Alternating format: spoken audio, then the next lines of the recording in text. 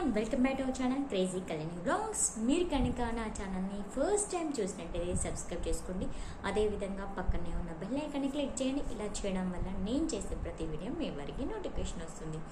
ఈరోజు వీడియో వచ్చేసి ఒక మంచి స్టోరీతో మీ ముందుకు వచ్చాను. అదేం స్టోరీ అంటే కోడిగుడ్డంత గోధుమ గింజ. ఈ పేరు వినగానే మీకు ఎక్కడో విన్నట్లుగా అనిపిస్తుందా? విన్న వారికి అయితే నో ప్రాబ్లం, వినని వాళ్ళ కోసం అయితే మన ఛానల్లోకి వచ్చి వీడియోను వాచ్ చేయండి. ఓకేనా ఫ్రెండ్స్? అందరూ కూడా ఒకసారి మళ్ళీ తెలిసిన వాళ్ళైతే ఒకసారి మళ్ళీ స్టోరీని వినండి, చాలా బాగుంటుంది ఈ కథ. కోడిగుడ్డంత గోధుమ గింజ. ఇక మిమ్మల్ని ఎక్కువసేపు వెయిట్ చేపించి తెచ్చుకోలేదు. ఇక ఆలస్యం కాకుండా వీడియోకి వెళ్ళిపోతాం. ఈ కోడిగుడ్డంత గోధుమ గింజ వినడానికి భలేగా ఉంది కదా, పేరే భలే అట్రాక్టివ్గా ఉంది కదా. సో ఎందుకు కోడిగుడ్డంత గోధుమ గింజ అనే పేరు వచ్చింది, అసలుకి ఏంటి ఈ కథ అనేది మీకు ఇప్పుడు ఎక్కువ ఆలస్యం కాకుండా ఎక్కువ లెంతీ లేకుండా స్వీట్ అండ్ షార్ట్ కట్లో చెప్తాను. Let's go. ఒక రోజు పిల్లలు ఆడుకుంటూ ఉంటే ఎక్కడ ఆడుకుంటున్నారంటే పిల్లలు ఒక కొండలోయ ప్రాంతంలో ఆడుకుంటున్నారు. అలా ఆడుకుంటున్న క్రమంలో వాళ్ళకి ఒక వింత వస్తువు దొరుకుతుంది. అది ఎలా ఎంత సైజులో ఉంటుందండి, ఇంత సైజులో అంటే కోడిగుడ్డంత షేప్లో ఉంటుంది. అదే షేపు అదే సైజులో ఉంటుంది. అదే కలర్లో ఉందంటే గోధుమ రంగు కలర్లో ఉంది. సో చూడడానికి కోడిగుడ్డులాగా ఉంది, కలర్ ఏమో గోధుమ గింజలాగా ఉంది. కాబట్టి కోడిగుడ్డు అంటే గోధుమ గింజ అట్లా పేరు పెట్టారు. ఈ గోధుమ గింజ అని కూడా వాళ్ళకి ఫస్ట్ తెలియదు, అది ఒక వింత వస్తువు అనుకున్నారు. కోడిగుడ్డు అంతా ఉంది, అదొక గోధుమ రంగు కలర్లో ఉంది, పైన చారలు ఉన్నాయి. అరే ఇది ఎంత డిఫరెంట్గా ఉంది అని ఆ పిల్లలు పట్టుకొని ఆడుకుంటూ ఉంటే పక్క నుంచి రోడ్డు మీద ఆడుకుంటున్నారు కదా, పక్కన చాలామంది వెళ్తూ ఉంటారు కదా. ఒక అతనే వెళ్తూ ఉంటే ఈ పిల్లలు ఆడుకుంటూ ఉన్నారు కదా, వాళ్ళ దగ్గర ఆ వస్తువుని చూశారు. ఆ వస్తువుని చూసి అతను అరే ఇది భలేగా ఉంది, వింతగా ఉంది అని ఇట్లా చూసి బాగా అబ్జర్వ్ చేసి వాళ్ళకి ఇచ్చి వాళ్ళ చేతిలో ఒక నాణాలు అంటారు కదా ఆ రోజులలో, ఒక ఆనా పెట్టారంట. ఆ పిల్లలు ఆనా పట్టుకొని ఆ కోడిగుడ్డని గోధుమ గింజ అని ఉన్నారు కదా, ఆ వింత వస్తువుని తీసుకొని రాజుగారి దగ్గరికి పోయారు. రాజుగారు ఆ వస్తువుని చూసి అరే భలేగా ఉంది, ఏంటిది అసలుకి ఇది అని ఆ రాజుగారికి కూడా అర్థం కాలేదు. విద్వాంసులు ఉంటారు కదా, విద్వాంసుని పిలిచి ఇదేంటిది అసలుకి నాకు చెప్పని అడుగుతారు. అప్పుడు ఆ విద్వాంసులు కూడా అర్థం కాక పుస్తకాలు అన్నిట్లో చూశారు. పుస్తకాలు ఎక్కడ ఎంత వెతికినా దాని గురించి తెలియట్లేదు.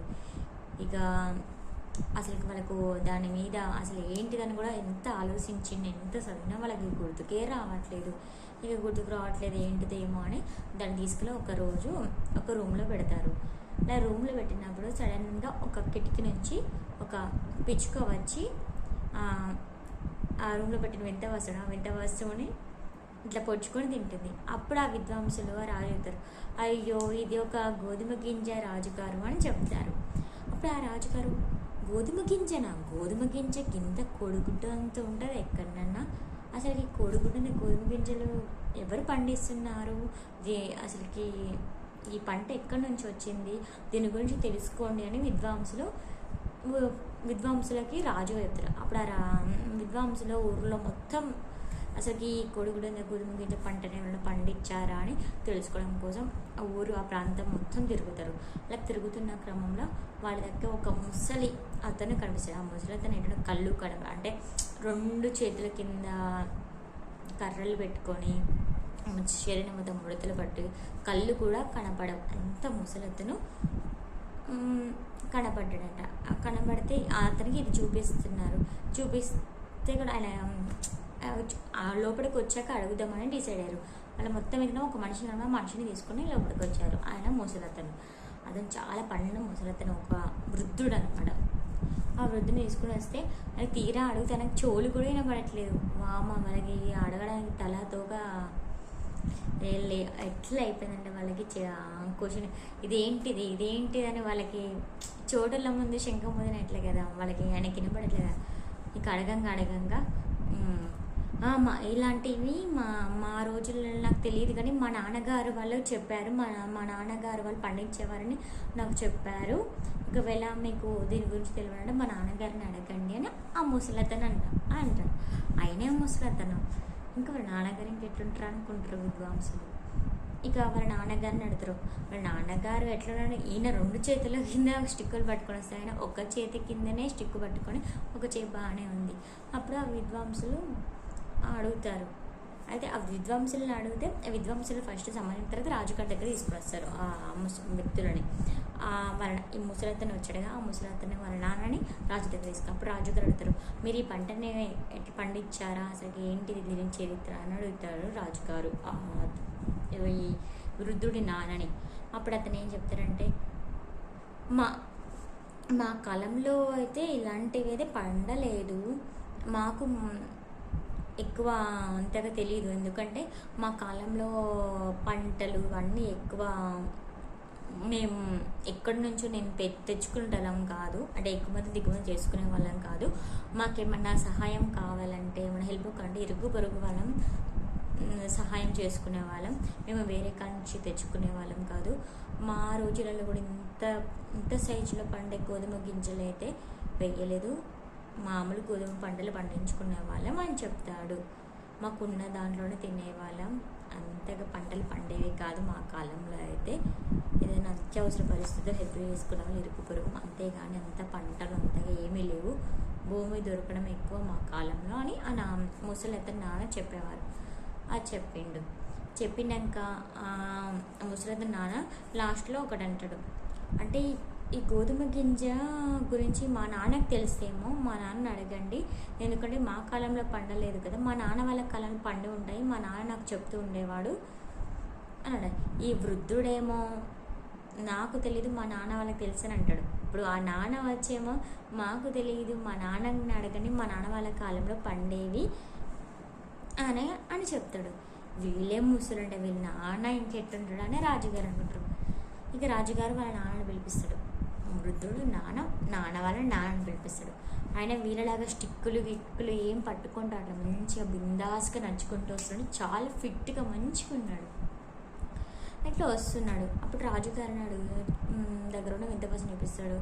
ఆ వింతపసం పేరు తెలిసిన గోడుగూడని కొయ్యి అది అతను చూసి కొంచెం కొరుక్కొని చెప్తాడు, ఈ గోధుమ గింజ మా కాలంలోనే పండించే వాళ్ళం ఇలాంటి గోధుమ గింజలు అని రాజుగారు చెప్తారు. మరి మీ రాజుగారు మీరు ఎలాంటి భూములు పండించేవారు, ఎక్కడ పండించేవారు, ఆ విత్తనాలు ఎక్కడి నుంచి తీసుకొచ్చేవారు అని రాజుగారు అతన్ని అడుగుతారు వాళ్ళ నాన్నని. వృద్ధుడికి తాతయ్య అనుకో, మనం మీకు షార్ట్ కట్ చెప్పడం వృద్ధుడికి తాతయ్యని అడుగుతారు. అప్పుడు అతను ఆ తాతయ్య అని ఏం చెప్తాడంటే, మా కాలంలో దున్నే పడితే భూమి ఎక్కడ పడితే అక్కడే పండించుకునే వాళ్ళం, ఎంత నేల కావాలంటే ఎంత పంట కావాలంటే అంత పంట మాత్రమే పండించుకునే వాళ్ళం. ఎగుమతులు దిగుమతి అంటే ఆహారం కొనుక్కోవడం అంటే చాలా తప్పుగా భావించేవాళ్ళం మా కాలంలో. కష్టం చేసుకొని కష్టంతో పండించుకున్న పంటని మాత్రం తినేవాళ్ళం, అంతేగాని కొనుక్కోవడము ఎగుమతులు అలాంటివన్నీ అంటే మా కాలం నడిచేవి కాదు.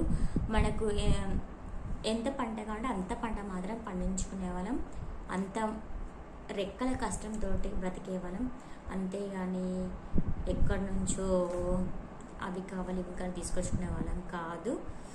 ఎంత మన ఓపిక ఉన్నంతసేపు కష్టపడి పని చేసుకొని వచ్చిన దాంతో తృప్తిగా బ్రతికేవాళ్ళం. కష్టం చేసుకున్నంత అంటారు కదా, కష్టపడి పండించిన పంటను మాత్రమే తినేవాళ్ళం, ఎందుకంటే అలాంటి పంటను తింటే మాత్రం మాకు తృప్తిగా ఉండేది.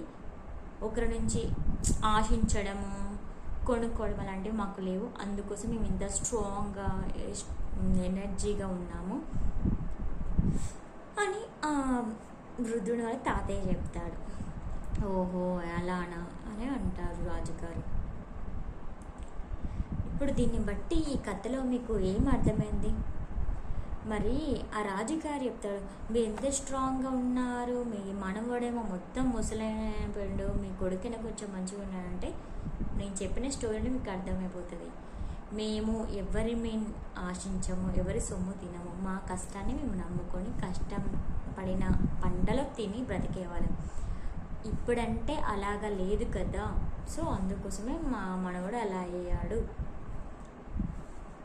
ఇప్పుడంటే ప్రజెంట్ ఉన్న జనరేషన్ వాళ్ళకి ఒక చిన్న మోరల్ స్టోరీ లాగా ఉంటుందని నేను ఈ స్టోరీ చెప్పాను.